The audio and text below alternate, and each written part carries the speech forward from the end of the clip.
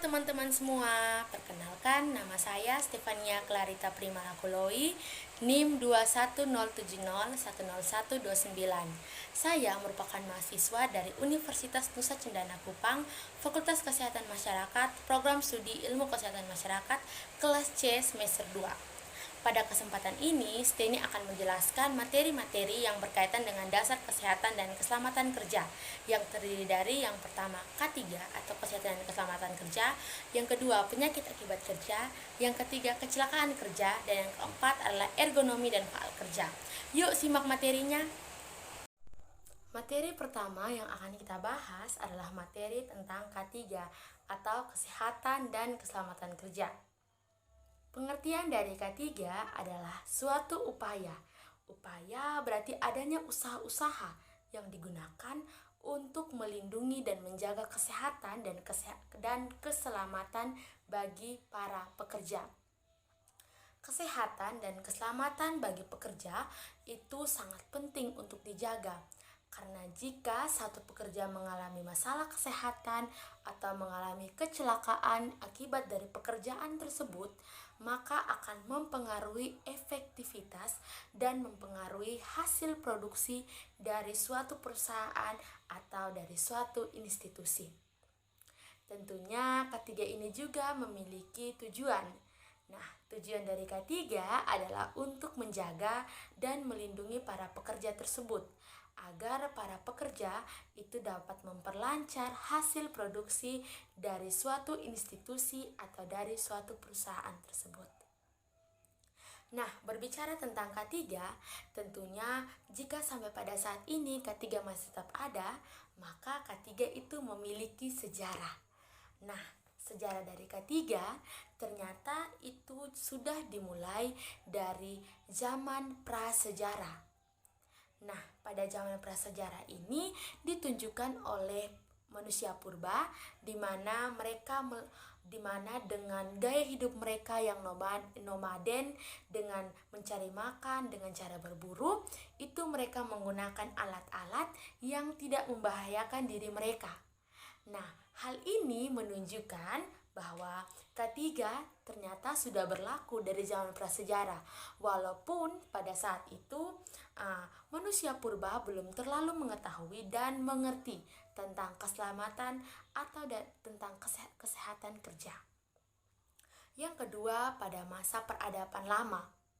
Nah, pada masa peradaban lama ini terjadi di Babilonia, di mana mereka memasangkan sarung pada kapak yang ingin mereka gunakan. Yang berikut adalah pada zaman Mesir kuno. Nah, pemberlakuan K3 pada zaman Mesir kuno ini diberlakukan oleh seorang raja yang bernama Raja Ramses II, di mana pada zaman itu mereka melakukan sebuah program kerja yang dinamakan kerja paksa.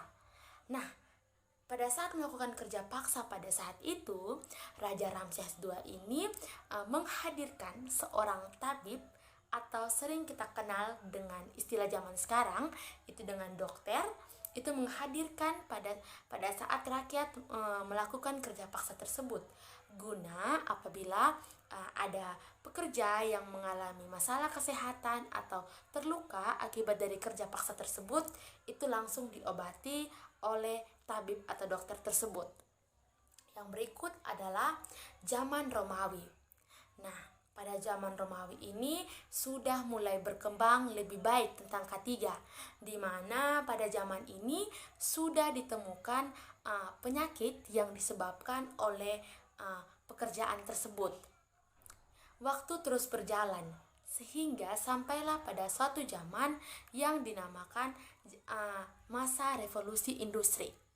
Nah, revolusi berarti di situ tuh ada transisi, di mana transisi yang dimaksudkan di sini adalah transisi dari penggunaan alat-alat yang sebelumnya itu bersifat tradisional.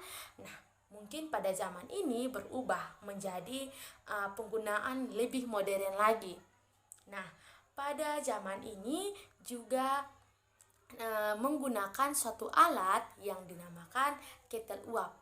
Nah, hampir seluruh industri itu menggunakan ketel uap ini.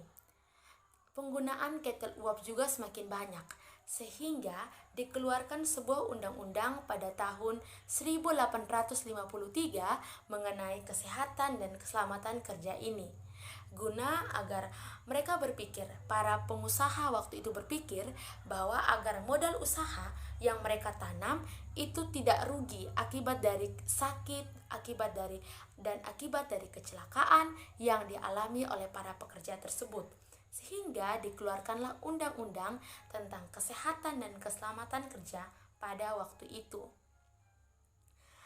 Lalu seiring dengan berjalannya waktu, ternyata K3 ini juga berlaku di Indonesia.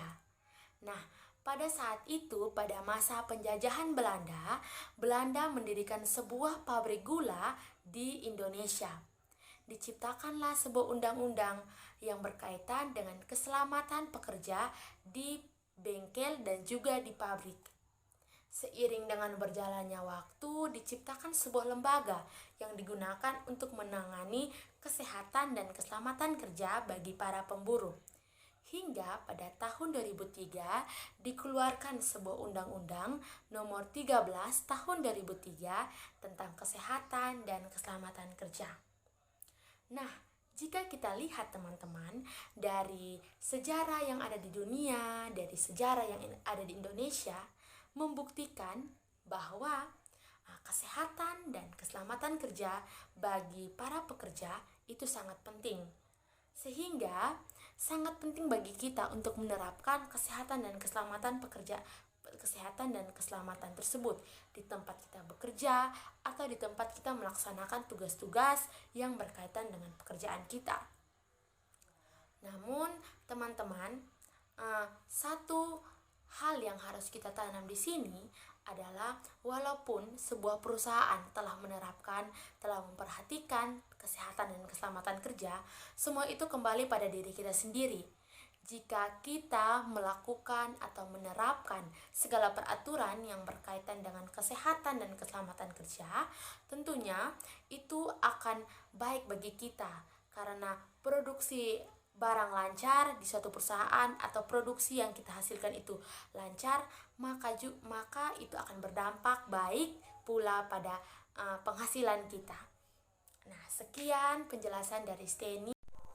Materi kedua yang akan saya jelaskan adalah mengenai penyakit akibat kerja. Penyakit akibat kerja.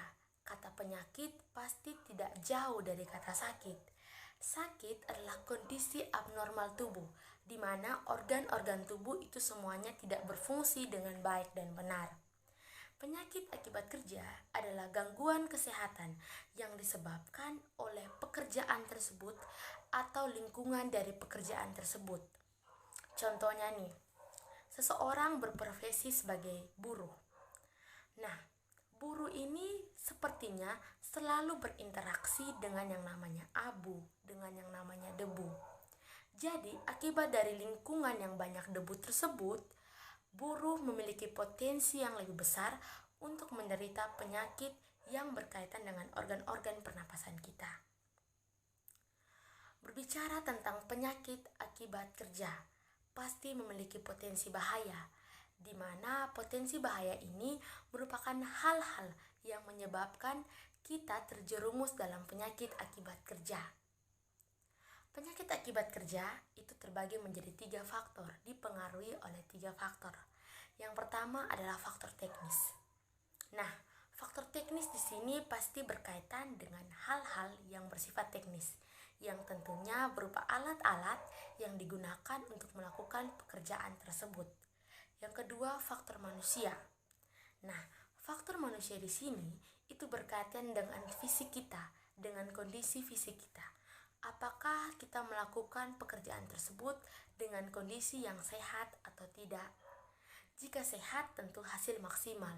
Namun sebaliknya, jika tidak sehat, tentu hasil tidak maksimal. Yang berikut adalah faktor lingkungan. Nah, faktor lingkungan ini berkaitan dengan lingkungan tempat kita bekerja. Apakah lingkungan tersebut menimbulkan rasa nyaman atau tidak?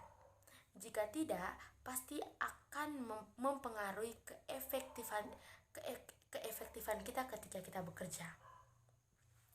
Tadi saya sempat singgung mengenai potensi bahaya, berupa hal-hal yang menjerumuskan kita ke dalam penyakit akibat kerja.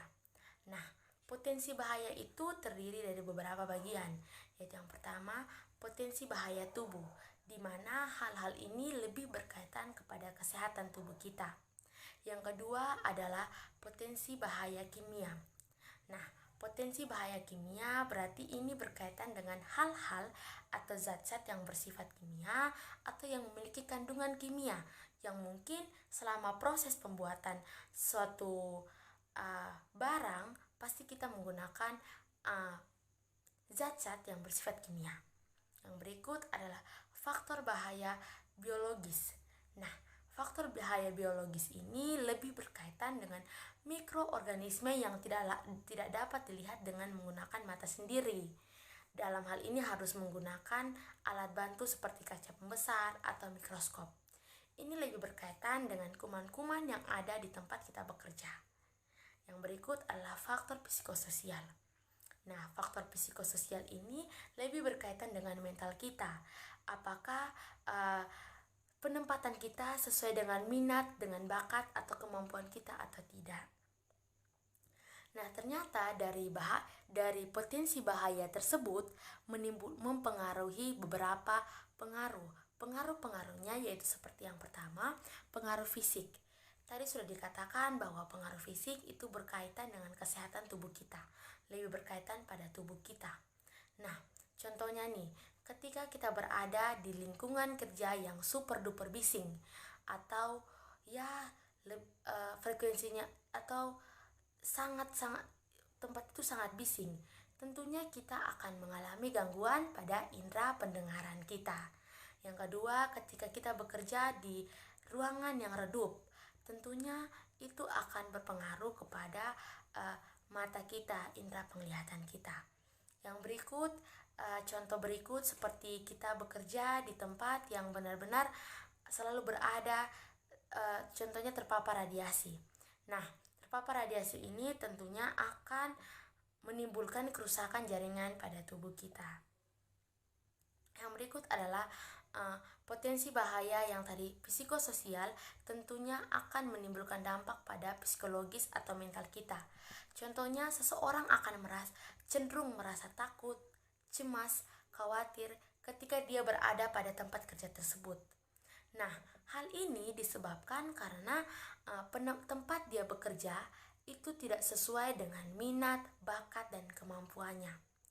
Oleh karena itu, sangat penting bagi perusahaan untuk menempatkan setiap karyawan tersebut sesuai dengan minat, bakat, dan kemampuannya.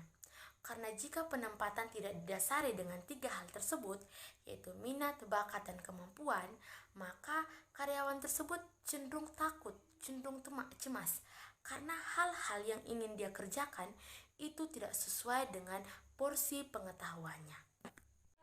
Materi ketiga yang akan kita bahas adalah materi tentang kecelakaan kerja. Nah, kecelakaan terdiri dari 2 kata, yaitu kecelakaan dan kerja. Kecelakaan adalah suatu kejadian tak terduga yang dapat menimbulkan kerugian, di mana setiap orang tentunya akan menghindari yang namanya kecelakaan ini, karena pasti dari kecelakaan ini akan menimbulkan kerugian, baik kerugian fisik dan materi ataupun kerusakan pada alat-alat yang kita gunakan. Kerja adalah suatu kegiatan yang dilakukan oleh seseorang untuk menghasilkan barang atau jasa. Nah, kecelakaan kerja adalah suatu kejadian tak terduga yang tidak diinginkan karena dapat menimbulkan efek yang sangat besar bagi hasil produksi. Kecelakaan kerja pada umumnya memiliki penyebab, yaitu yang pertama penyebab utama atau penyebab dasar, dan yang kedua itu adalah penyebab khusus. Nah, penyebab utama atau penyebab dasar ini merupakan penyebab umum terjadinya suatu kecelakaan kerja tersebut. Sedangkan penyebab khusus ini lebih kepada peraturan K3, di mana sebuah perusahaan mungkin sudah membuat sebuah peraturan tentang K3 atau tentang kesehatan dan keselamatan kerja, namun para pekerja atau karyawan itu tidak terlalu mentaati peraturan K3 tersebut. Suatu kecelakaan dapat dikatakan sebagai kecelakaan kerja jika yang pertama terjadi di tempat kerja. Jika kecelakaan atau kegiatan atau kejadian tak terduga tersebut terjadi di tempat kerja, maka bisa dikatakan sebagai kecelakaan akibat kerja. Yang kedua, jika terjadi di waktu kerja, di mana kecelakaan itu terjadi selama proses pekerjaan itu terjadi. Yang ketiga adalah melakukan hal-hal yang berfungsi atau yang berurusan dengan pekerjaan tersebut. Dan yang keempat adalah melakukan hal-hal yang berkaitan dengan pekerjaan tersebut secara terburu-buru atau secara mendadak, namun hal ini untuk kepentingan perusahaan, namun harus disetujui atau harus diketahui oleh pimpinan perusahaan tersebut. Tadi sudah dikatakan di awal bahwa kecelakaan pasti akan menimbulkan yang namanya kerugian. Oleh karena itu, dampak terjadinya kecelakaan kerja dapat menimbulkan kerugian.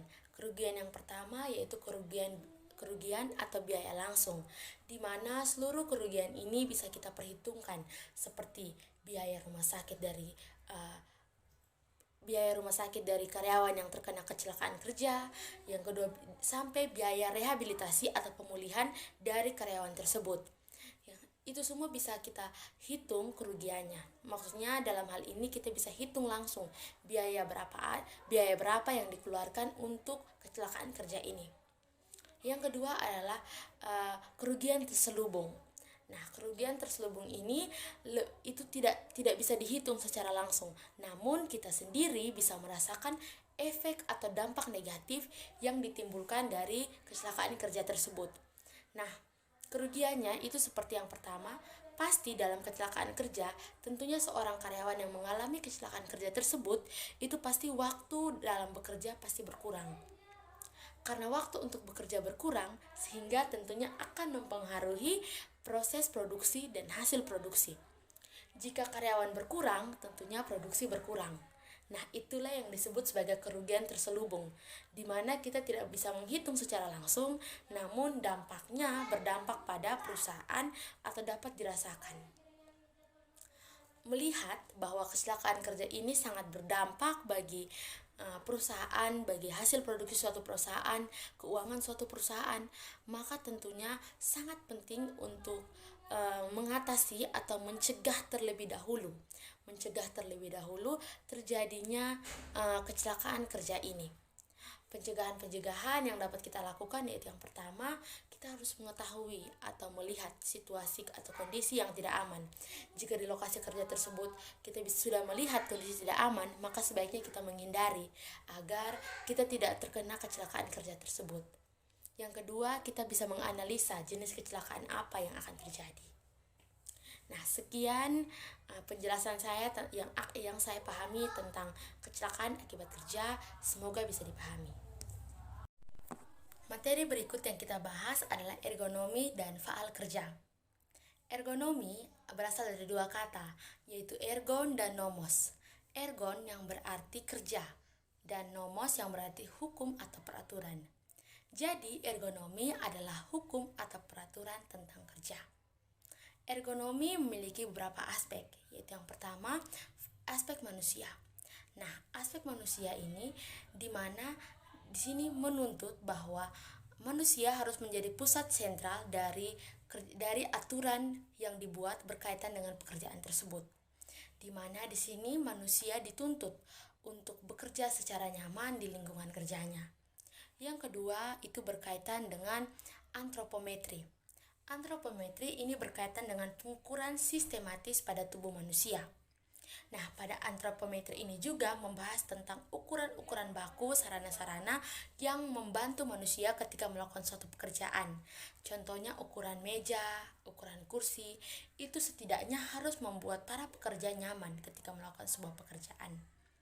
Aspek yang ketiga yaitu aspek yang berkaitan dengan mesin dan manusia, di mana mesin dan manusia tentunya memiliki interaksi. Manusia yang akan mengendalikan mesin tersebut dan mesin yang akan membantu manusia ketika melakukan pekerjaan. Aspek yang berikut adalah pengorganisasian kerja. Pengorganisasian kerja ini berkaitan dengan waktu pekerja dalam melakukan suatu pekerjaan.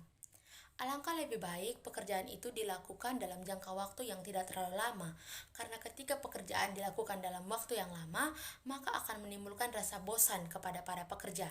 Nah, rasa bosan inilah yang akan mengakibatkan stres bagi para pekerja. Baik teman-teman, Steny sudah menjelaskan 4 materi yang berkaitan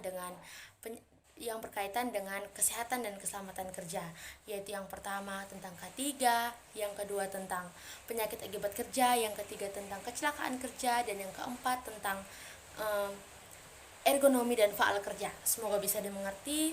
Salam sehat, sehat selalu.